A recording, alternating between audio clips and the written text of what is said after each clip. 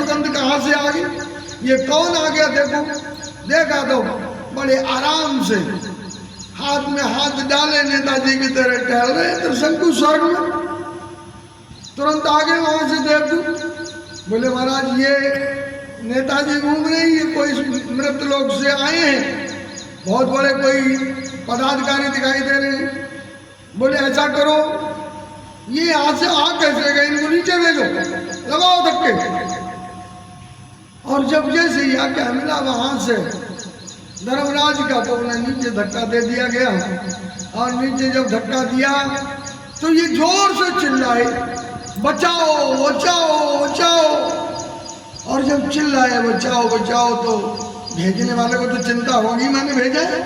विश्वामित्र जी तुरंत उन्होंने सोचा अच्छा ये मेरा अपमान, मैंने स्वर्ग में एक आदमी भेजा उसे आपने नहीं ठहरने दिया, ये तो मेरा बहुत बड़ा अपमान हो गया। उन्होंने तुरंत अपने बल से वहीं पर रोक दिया। अब सिर नीचे पैर ऊपर, आदमी कब तक रुका रहेगा, आखिरकार कोई सीमा तो है। सिर नीचे है पैर ऊपर है, त्रिशंकु लटक गए।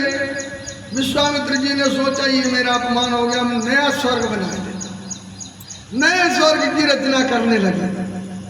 इतना तपोबल था विश्वामित्र जी के पास, कोई सामान नहीं था जो स्वर्ग को भी बना सकते हैं, कितना बड़ा तप होगा।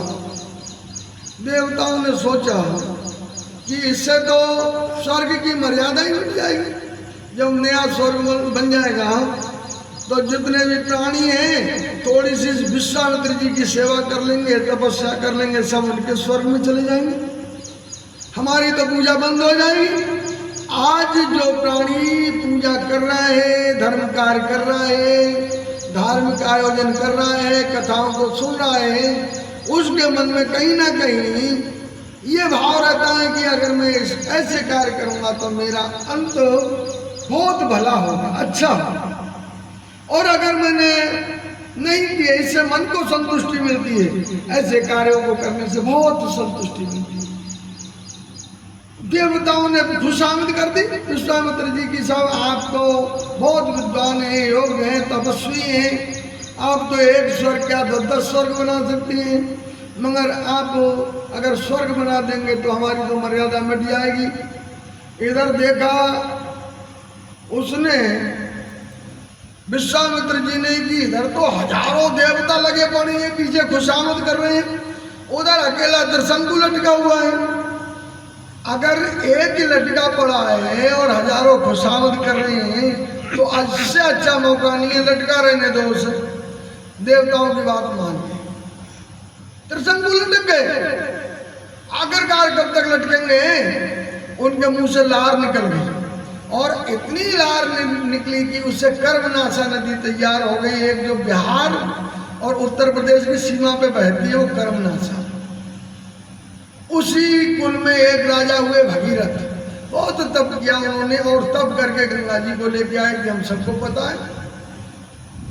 अब जो गंगा जी हैं और वो कर्मनाशा है, देखिए कर्मों के प्रभाव कितने बड़े व्यक्ति को गिरा देते हैं। आप जो दूसरों के हित के लिए काम करेंगे, अपने लिए नहीं, जो दूसरों के परोपकाराय पुण्याय पापाय परपीडनम, परोपकार के लिए जो काम किया जाता है वो हमेशा फलदायी होता है, और जो स्वयं के लिए किया जाता है वो स्वयं को ही मिलेगा, दूसरों को फल देने वाला नहीं है। इसलिए परोपकार करने वालों के परिवार भी फलते हैं, रिश्तेदार भी फलते हैं, और स्वयं तो जय जयकार होती है। विश्वामित्र जी ने उन्हें रोक दिया, लार बह गई, कर्मनाशा नदी बन गई। और उसकी विशेषता क्या है, देखिए कर्मनाशा की विशेषता है अगर उसमें धोखे से भी पैर चला जाएगा तो आपके सारे पुण्य नष्ट हो जाएंगे। कर्मनाशा नदी में जितने पुण्य करके गए हो, अगर आपने पैर दे दिया सारे पुण्य चले गए। और गंगा जी जिसको भगीरथ लाए थे उन्हीं के कुल खानदान के हैं, और उसकी विशेषता है अगर धोखे से पैर चला गया तो सारे पाप नष्ट हो जाएंगे। दुनिया के लोग अपने पापों को प्रक्षालन करने के लिए, पापों को धोने के लिए अपनी पापों की क्षमा मांगने के लिए गंगा जी के पास जाते हैं। गंगा जी दोनों में विशेषता है। ये विश्वामित्र जी जब इनको पता चला है कि रामचंद्र जी का जन्म हो गया है और ये यज्ञ के